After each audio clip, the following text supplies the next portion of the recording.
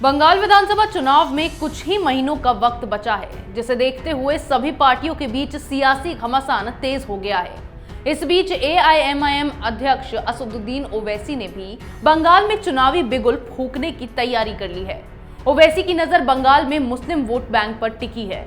ओवैसी का मुस्लिम वोटरों को लुभाना ममता बनर्जी के लिए मुश्किलें पैदा कर सकता है।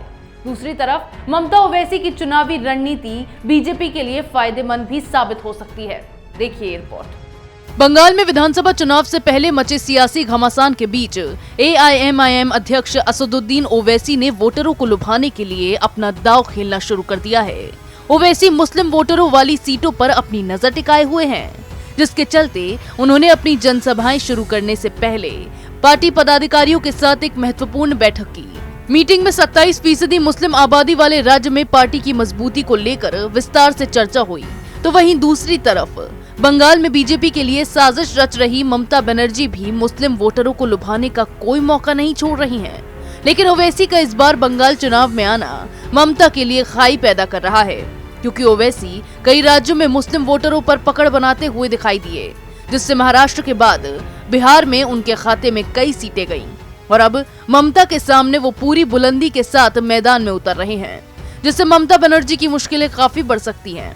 अगर ओवैसी ममता के खिलाफ चुनाव लड़ते हैं तो यहाँ त्रिकोणीय मुकाबले का सीधा फायदा बीजेपी को मिल सकता है, क्योंकि ममता और ओवैसी दोनों एक दूसरे के ही वोट काटेंगे और बीजेपी को एक तरफा वोट मिलने की उम्मीद काफी बढ़ जाएगी।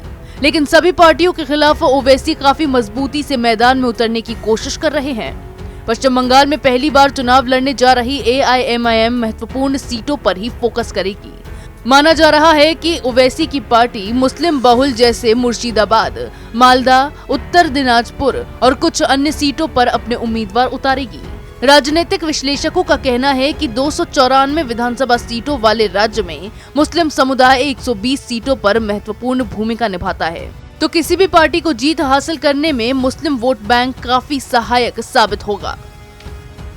बंगाल में ममता बनर्जी की पार्टी तृणमूल कांग्रेस अभी सबसे बड़ी पार्टी है, लेकिन इस बार मुस्लिम बाहुल इलाकों में ममता के लिए ओवैसी मुश्किलें पैदा करने वाले हैं, क्योंकि पहली बार AIMIM बंगाल में चुनाव लड़ रही है, जिससे यहां त्रिकोणीय मुकाबला होगा।